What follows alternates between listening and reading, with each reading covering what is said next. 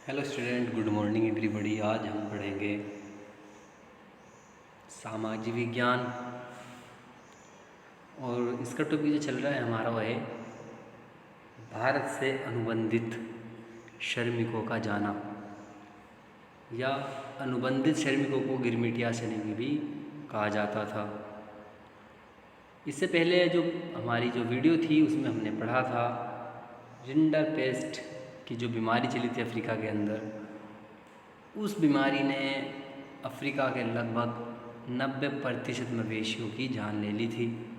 तो आज का हमारा जो वीडियो होगा, हमारा जो आज का टॉपिक होगा वो होगा भारत से अनुबंधित श्रमिकों का जाना। देखिए, हम बात करते हैं जब कोई व्यक्ति किसी मजदूर को एक निश्चित समय के लिए भाड़े पर ले जाता है तो उसे क्या कहा जाता है? अनुबंधित श्रमिक या गिरमिटिया श्रमिक जो है कहा जाता है। किसे कहा जाता है?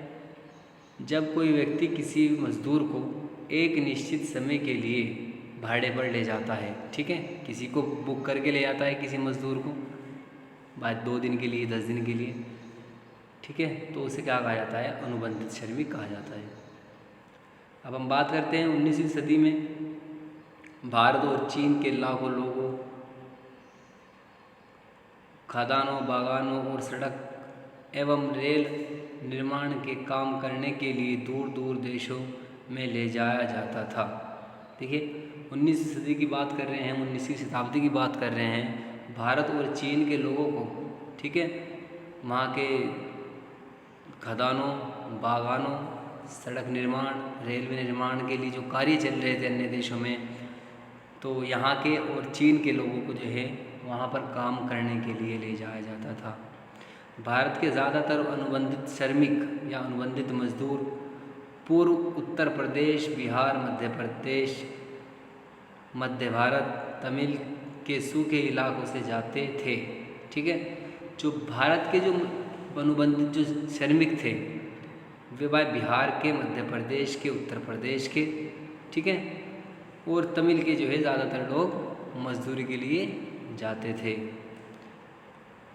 इनको ले जाने के लिए झूठी जानकारी दी जाती थी। जो इनके एजेंट होते थे, इनके जो ठेकेदार होते थे, वे इनको लोगों को ले जाने के लिए इनको झूठी जानकारी देते थे और इनको कहा जाता था कि क्या काम करना, यात्रा के साधन क्या हैं, ठीक है। इनको बताया जाता था कि कहाँ जाना है, ठीक है। इनको ये भी नहीं बताया जाता था कि क्या काम आपको करना है, और उनको ये भी नहीं बताया जाता था कि आपको जो है वहाँ जाकर क्या काम करना है, और आपको जब ले जाने के लिए जो साधन की आवश्यकता होगी वो क्या साधन होगा। काम में जीवन के क्या हालात होंगे, वहाँ पर जब आप काम करोगे तो वहाँ के क्या हालात होंगे, और आपका जो जीविका है उसको चलाने के लिए क्या क्या साधन होंगे, ये सारी चीज़ें उनको नहीं बताई जाती थी, या फिर उनको झूठ बताया जाता था इन सभी जानकारी के बारे में, ठीक है भाई। तो इस तरीके से जो है अनुबंधित श्रमिकों को झूठ बोलकर या सही चीज़ें ना बता करके ले जाया जाता था। इसे नई दास प्रथा भी कहने लगे, ठीक है। इस अनुबंधित जो श्रमिक को ले जाने की जो प्रथा चल रही थी इसको क्या कहने लगे भाई? नई दास प्रथा भी इसको कहे जाने लगा। 1921 में इसे ख़त्म कर दिया गया। ये जो प्रथा चल रही थी, नई दास प्रथा जो चल रही थी, इसको 1921 में जो है ख़त्म कर दिया गया।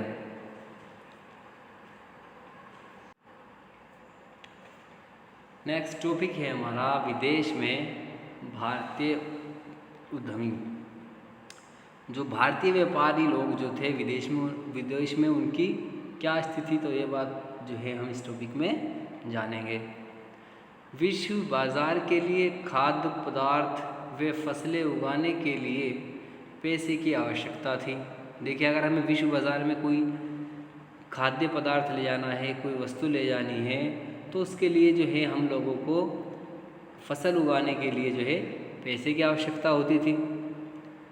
बड़े किसानों को तो बैंकों एवं बाज़ार से पैसा मिल जाता था, मगर छोटे किसान क्या करते? देखिए जो बड़े किसान थे हमारे यहाँ के, उनको तो बैंक से या बाज़ार से जो है उधार मिल जाता था, लोन मिल जाता था। लेकिन जो छोटे किसान थे वे बेचारे क्या करते, उनको फसल उगाने के लिए ना तो बैंक से पैसे मिल पाया और ना ही बाज़ार से पैसा मिलता था। यहीं से साहूकार वे महाजन लोगों की एक संस्था थी जिसके द्वारा छोटे किसानों को कर्ज दिया जाता था। तो हाँ, कुछ लोग ऐसे थे जो साहूकार थे, जो महाजन थे, उन्होंने जो है यहाँ से अपना एक बिजनेस शुरू कर दिया, जो छोटे किसानों को जो है पैसा जो है देने लगे ब्याज पर। अफ्रीका में यूरोपियन उपनिवेशकारों के पीछे पीछे भारतीय व्यापारी एवं महाजन भी जा पहुँचे। देखिए अफ्रीका में एक खेल चल रहा था छोटे किसानों को कर्ज देना, तो वहाँ पर क्या हुआ, यूरोपीय उपनिवेशकारों के जो पीछे जो है हमारे भारतीय व्यापारी और जो हमारे यहाँ के बड़े लोग थे वे भी जा पहुँचे और उन्होंने भी ये कार्य शुरू कर दिया, छोटे किसानों को कर्ज देना। भारतीय व्यापारी एवं महाजन भी जा पहुँचे। भारतीयों दुनिया भर की बंदरगाहों, बड़े बड़े एम्पोरियम खोले।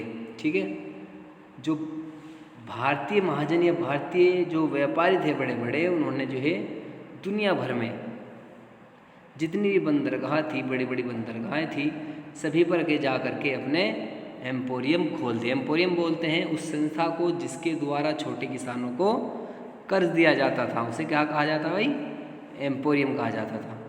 और ये एम्पोरियम जो है बड़े लोग, साहूकार लोग, बड़े व्यापारी लोग चलाते थे और छोटे किसानों को फसल उगाने के लिए कर्ज देते थे।